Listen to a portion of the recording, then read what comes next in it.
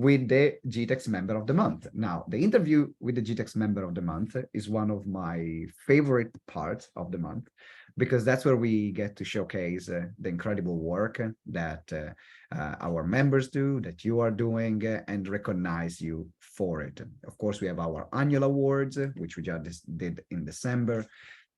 But every month we want to highlight someone and spotlight someone for different things. Sometimes it's because of their business revenue, that they had a particular growth.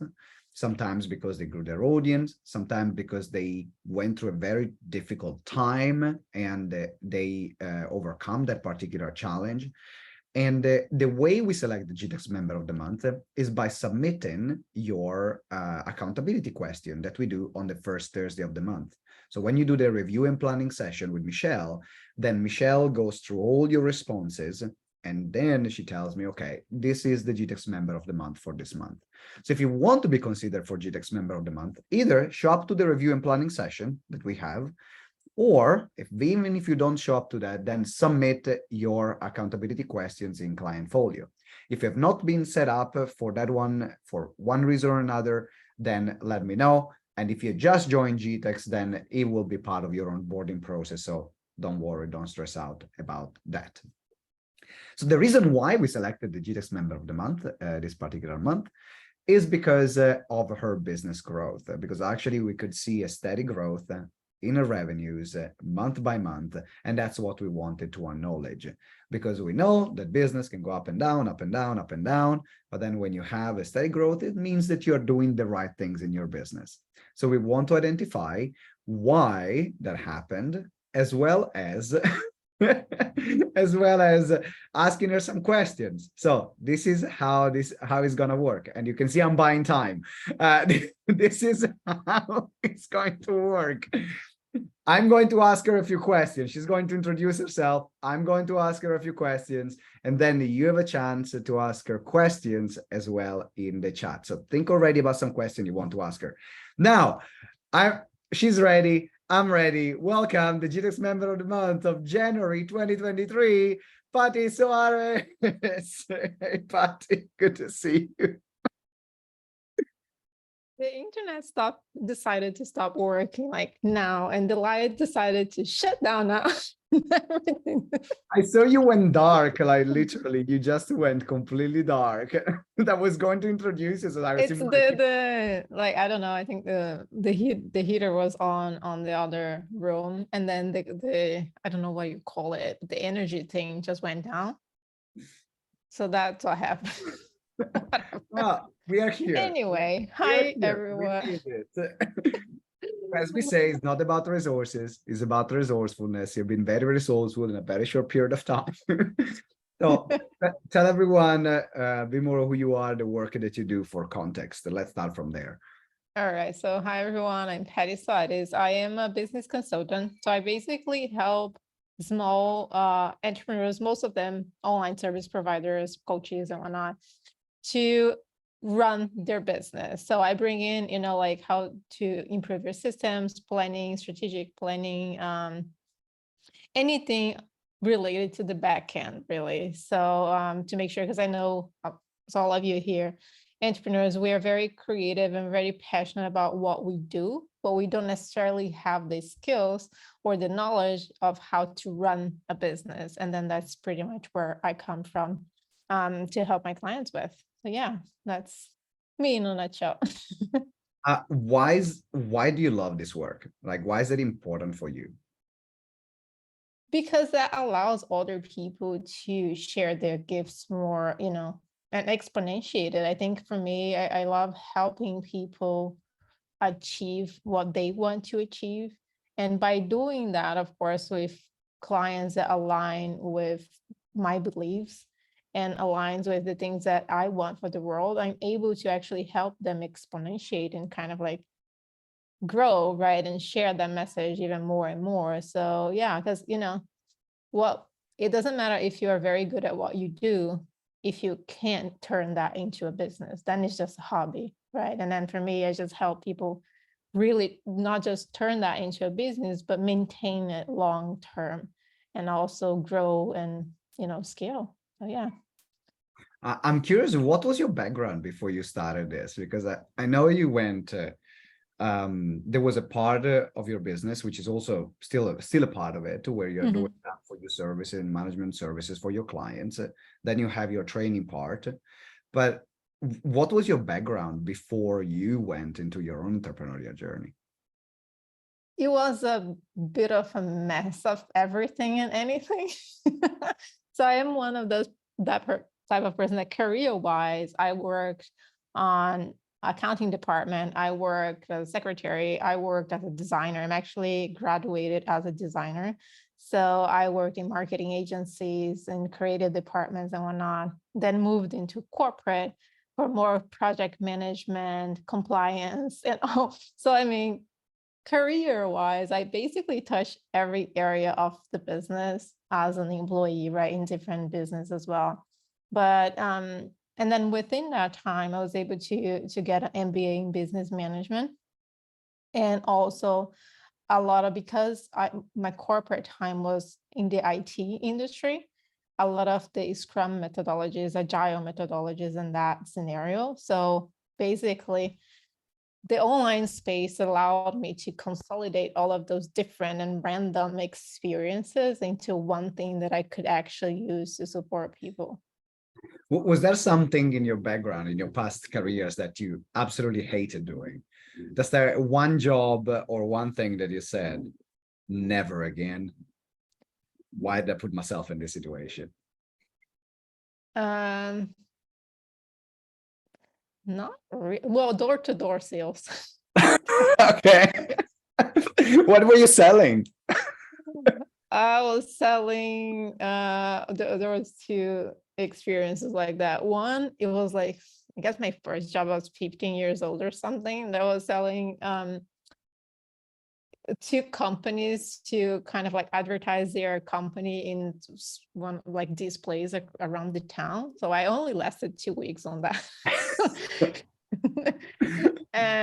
And then the other time I was selling like TV, internet type of services, and it didn't last. I didn't last long either, but.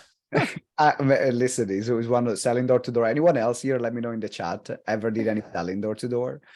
I'm curious because I did 6 months or 6 or 8 months, I don't remember, for charities, selling charity subscriptions door to door. Wow, it was tough. It was tough because you're going there, knocking doors, and we are finishing our shift at 10 p.m. So dark at night at 10 o'clock, knocking doors of people that it was tough. But at the same time, I think I don't know if that happened to you. It just made me rejection proof, because all the words that I've been called, like I got someone to needed free their dogs after me. Oh God. On a building, and I was running away with this dog running, or calling me every possible name on this planet. It kind of made me rejection proof. So I don't know if you had that experience or not. I mean, I don't think I lasted enough. Enough to get to that point. I am very introvert, so it was really hard Oh for my me God. to actually do, because I was shy, and then I was like, oh my God, I'm gonna be bothering that person. She's gonna yell at me, and then I'm gonna, it wasn't a good experience.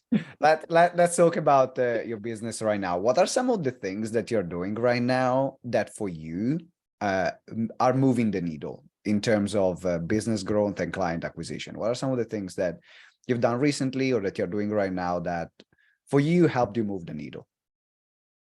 Well, actually, I mean, it was nothing. I'm not doing anything different, but I think that's also what I preach as a consultant. It's the things that you do that's going to help you on the long term, right? So a lot of the recent clients, so one of the recent clients that I got that is actually like a big client, I came from a directory, funny enough, because I've, helping with backend and whatnot, I am certified on certain online tools. And then because I am certified on such softwares, I am listed on their directory. So then from time to time, people find me there. And then that's just kind of like opens that door for me into their business to then offer other stuff that I do, right? So I think that it's something that I've been a part of for 2 years, more than 2 years, that I remember, showing up on the software website basically, and that now resulted me in a great deal and a great client. And the other thing is just like being open to help people. I think it connects a lot with what you said on the beginning of the call, Simone, just being able to offer something, when maybe, I mean, not to the extent that you said in a partnership or not, but you see people looking for help, you see that you can help them, and you actually sell a service that will help them even more. So like having that first conversation truly from the place, okay, let me help you get past this one thing that I see that you need right now. And then from that one thing, say, of course, that during that conversation, by the way, I do offer this, and that if you want to explore anything further. So just having those, like being open to honestly help people, but with the intention as well at the end of that conversation saying, if you're interested in more, here, there is that possibility too. That change, because before I'm always open to help. Before I was just helping for the sake of helping, but not really putting that dot at the end. So I think that was something that I shifted recently that also resulted into a couple of new clients. The reason why we do these interviews is because sometimes something that you do might be relevant to some other members. And I invite now everyone to think, what are some maybe directories that you could register yourself for, where, you never know, some people you can just find you and get some work. There are directories in every sector. Sometimes are paid directories, sometimes are free directories. Sometimes maybe the directories that are happening because you've been certified in a particular technique or in a particular technology, like in Paty's case. But think about your own background, certifications that you have, the skills that you have, and what are directories there are. Because as much as the directory is not an entire, being part of a directory is not your entire business model, because, sometimes you get something, sometimes, most of the time you get nothing, but it's just another place for you to be visible and for people to find you. And I'm thinking I could be part of some directories that I never applied for. So that made me think right now, what some other directories I can put myself in to test out, and that makes sense. And then the other thing that I would love everyone to think is also to see if, as part of your business model, what Paty said made sense. So instead of having a consultation, which is just a consultation, if your first approach with a client is, hey, I know you have this problem, let me help you for free. I'm gonna help you for free, and we're gonna spend X amount of time together. Did you set like a specific amount of time? Is that half an hour, or Yeah, as long as it takes? it was just a 30 minutes conversation, like Right. very quick. It's something that it was very specific to. I mean, it's not like you're not doing a lot for them. You're just offering a little bit of guidance or direction. On my case, right? A little bit of guidance on direction that will help them get the clarity that they're looking for. So it was literally just a 30-minute conversation that a month later turned into a client. Right. And I think that everyone can apply that, because sometimes, you have the approach where someone books a consultation with you and is a pure consultation. You don't give them any support on the call, but you explore how you can work together. But for someone to feel safe to work with you, they will need to see, first of all, if you are a good fit, if you click, and personalities as well, and if you can understand them and help them out. So it might be that if it works for you, one of your entry point can become, hey, I'll help you solve this problem, and let's jump on a call. And then if you want, then I'll tell you more on how we can work together. If not, then I help you out. I'm curious, how do you transition on the call when you mention what else you have available? Because I think that other people here will be interested. How do you position that call? Yeah, so basically, after I've helped the person and I'm like, okay, do you have any other questions type of thing? I'm like, no, I'm good. I'm a lot. And then I go just with like, oh, by the way, I have this and that service that could help you explore. And then because I know what problem that person is facing, because I already helped her with that, I just target the pitch to the things that is specific to the needs of that person, right? So like, okay, by the way, I have this and that offer that can help you with XYZ. If you want to know more, we can schedule a second call. So then it's a sales call really that I can do the pitch. So I don't usually do a full pitch on this helping type of call. I do an introduction of the services and how I can help them. And then I try to book that second call straight away, or just right after the meeting, I send them an email with like, here's what we've talked about, just a couple of notes for you to keep in mind. And by the way, if you want to book a call, here's the link. I love it. I absolutely love it, because then the time is scheduled for the first part of the help. And if they want, then the context is different. So then when they book the second call, they know that they are talking about working together. So the context is about working together. I love it. Yeah. I want to now, so now it's time for everyone to start writing some questions for Paty. And a great question that I'm going to read is something that she does. So if you say, hey, I've got this problem, what would I do? No, that's not a place for this conversation. But if you say, hey, tell me, how do you deal with this kind of situations? So that so then she can share her own experience. She's not here to coach you. She's not here to consult you. She's just here to answer questions about her. And then we can all learn from her. So now you can start thinking about questions to type. I have my last one, which is, you became a mom recently. And Yes. is that a daughter, if I remember correctly? Yeah. Right? How old is your daughter now? She just turned 1 last month. She just turned 1 last month. So, and that's your first daughter, right? Yeah. Yeah. Okay. So first time into motherhood. And how was that for you now? Because you were in business before also. Before having her, you were already in business. Mhm.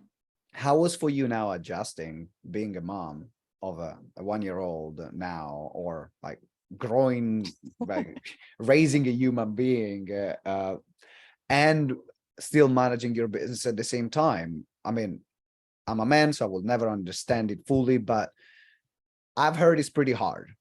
So from your perspective, how was that for you, and how did you manage to keep things afloat as well? Yeah. Well, it is very challenging. And I think how I manage to get things around is being very conscious and mindful of my time and how I'm using it. Right. So I do have support at home. Like, I'm a mom, but the baby has a dad, right? And the dad has to do the work. So then my partner, we know like mornings basically, and most of the time I am with the baby, but then afternoons he is with the baby. So even though we're in the same house, I hear her crying next door. As a mom, I had to learn to don't go with that instinct. So like the pause, I think, pause it and say, she's being taken care of. She's fine, and don't have that, because that's something, there's a lot of pressure. I think moms feel a lot of pressures.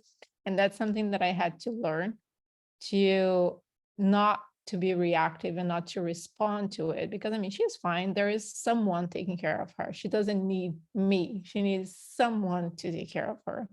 So I think it's really teaching myself, I guess, to be different and to do things differently than what I learned from my parents, and what I learned, the references that I have. I think that was one thing. And in terms of the business, really, it's being very strategic with, okay, this is what I want to do. This is what I want to achieve. And in order for me to achieve this, I need to do X, Y, Z. So let me focus on X, Y, Z and remove all the kind of like shiny objects or other things off my plate, because we can't do everything. I mean, that's just it. So we just need to be more strategic with the things that we choose to do. I see Claudia applauding you here in the corner of my eyes. It's like, Thank you for sharing. That was something I was curious, and well done, Yeah. well done. I know it's a completely Yeah. different dynamic, so well done you. I got a couple of questions. The first one is from Sephora. What trends are you seeing in behaviors of clients in the current economic climate? Trends I'm seeing in behaviors. So, I mean, I think in the beginning of the year, most clients become like everybody, there's a wave that comes, I guess, that people start to be, they want to change, but at the same time, they are more afraid to invest. And I think because of the whole financial crisis, people think to be more conscious about how they're going to invest and in what they're going to invest. So I think there is this one trend in terms of like people are a bit scared of making a financial commitment, but at the same time, we know that, a crisis, like it's what you make out of it. There's a lot of opportunity in the midst of a crisis. So it's more about how to position that and whatnot. But I think, and then there's the component of trust. What I found, it was like in the past 2 years, I guess during COVID, there was this boom of online businesses, right? And then a lot of those businesses are shutting down now or already shut down. So there is like the trust is a bit shaken on the online space. And then you combine that shaken trust with a financial crisis. It's not very a good mix. So those are two things that I see as trends that we as entrepreneurs just need to be conscious about so we can overcome it and we can kind of like work through it in a positive way. Is there any particular thing that you are doing to that help you adjust your business to these trends? Well, I think things that I'm doing, talking more openly. And I think the fact that I think this approach of, okay, let me go back to helping more than instead of selling more, because then you build that trust first, like I already showed that what I know and that I can help, right? To then that gives the person a lot more, like the person feels more comfortable with that buying with that sales. And I can give the example of this recent client of mine. She had hired someone else, and then she was looking for help because she was like, I hired this person, I'm not sure if she's delivering what she's supposed to be delivering, I'm not sure I'm getting the ROI of my money, but I don't know what to expect. I'm new to this online business thing, like, I don't know what I don't know, right? So then we talked, and then I laid out, okay, for this role, this is what you should expect, this is what this person should be giving to you, and blah blah blah. So I gained her trust immediately. And then she came back like, okay, I need your support, I need your guidance, because I want to grow my business, but I can only do that if I know exactly what to expect from the people that I'm hiring. Yeah. And so that can come from the content side, I'm assuming. So what kind of content you put out, sharing more about yourself, being more supportive as well, and sharing maybe more, like even more valuable content, but also or helping out in the sessions that you have, which means actually your sales strategy aligns with the trust building factor. So I have a kind of like my approach, in a way, very responsive approach. What do I mean by that is I search for people sharing about their problems on Facebook and I comment on whatever they're already sharing, like they're being public about, oh, I'm struggling with this. And then like, okay, let me help you with that. So there is, of course, I'm putting more content out, but at the same time, I'm looking for those people that are like, I'm struggling with this and I know I can help them with that. So let's have a conversation. Yeah. I love it. I love this approach. I think everyone can learn from this. They got the last question before we wrap up, which is from Ellen. Looking back on your business journey so far, is there anything you would have done differently if you had known better? Anything if I had known better? I don't think so, to be honest, because I think,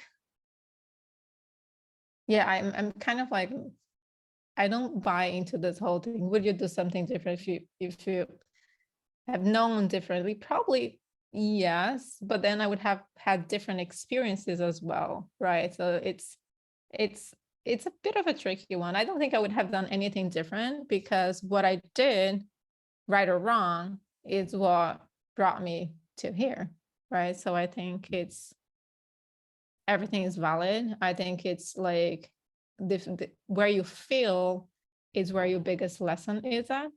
So, which is why if there's something that I would have changed, I would have changed something that I got right, not that I got wrong. Okay, let me rephrase this. Is there a particular business lesson then that you got by a fuck up that you did? What does that mean? Business Because lesson that I got from a for fuck up. example, like we did a retreat in Thailand. It was brilliant, fantastic. I lost 60,000 pounds. So in a hindsight, I would have done things in a very different way. And so I've learned that. Now, for you, is there something that a big business lesson that you've learned from a screw up, or what appeared to be a screw up? Of course, it was part of the journey. Yeah. Yeah. Well, for one, I don't take a lot of big risks. So I don't think I have any massive impact on that sense. I learn a lot from my clients, because they are a lot more like you, maybe Simone, that is more of a risk taker. So I learn a lot from the risks that they take, so I don't have to take for myself.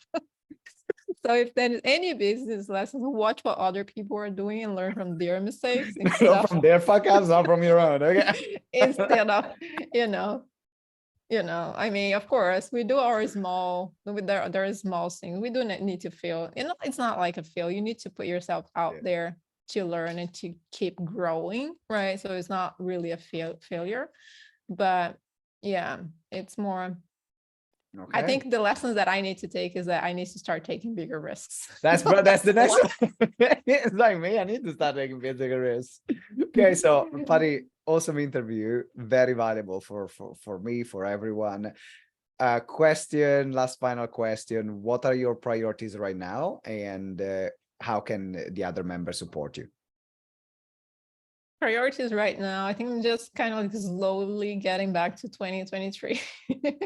I will be I'm launching a new offer that's more of like a group thing. It's still very conceptually, so I'm going to be going through the GTeX content to like structure it a bit more for the offer launch accelerator thing that you guys have. And I'll be asking for feedback on the group. So if you guys can just help me, just give me some feedback on it, because it's a little bit of a different structure than what I currently do. I think that would be amazing. Okay, so we'll wait for your soft launch and for your quick launch on the offer launch accelerator, and then keep an eye for a message so that you can give feedback as well to Paty. Paty, thank you very much. Congratulations as well, and keep growing. It's great working together. All right, give everyone a massive round of whoops to Paty.